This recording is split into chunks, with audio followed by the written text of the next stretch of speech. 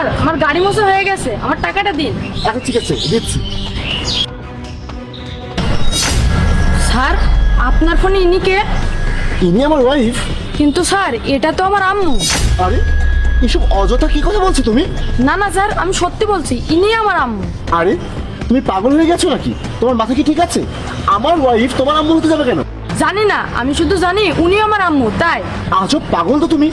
আমার ওয়াইফ কত ধনী মানুষের মেয়ে, তোমাদের মতো লো ক্লাস ফ্যামিলিতে সে বিয়ে করতে যাবে কেন? আর আমার ওয়াইফের তো আমি তার হাজবেন্ড আছি, সে আবার বিয়ে করতে যাবে কেন? বড় লোক দেখেছিস কিনা আর টুপি পয়সা চলে এসেছিস? কি স্যার, আমার আম্মু অনেক বড় লোকের মেয়ে? আরে আজব তো, তোর আম্মু বড় লোকের মেয়ে হতে যাবে কেন? এটা আমার ওয়াইফ।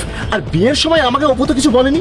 আর আমি তো জানি যে অপুর কোনো বাচ্চাও নেই, আগে কোনো বিয়েও হয়নি, আর ওর বাবা মা দেশের বাইরে থাকে। অপু তো আমাকে কখনো মিথ্যে কথা বলার কথা না। স্যার আমি তো কিছু বলতে পারবো না, এই জন্যই মনে হয় মা 1 বছর ধরে আমাদের সাথে যোগাযোগ রাখে না। আর আমার বাবা তো অসুস্থ ছিল, মরেও গেছে, এই জন্য আমাকে এই বয়সে শহরে এসে এসব কাজ করতে হয়। আর এই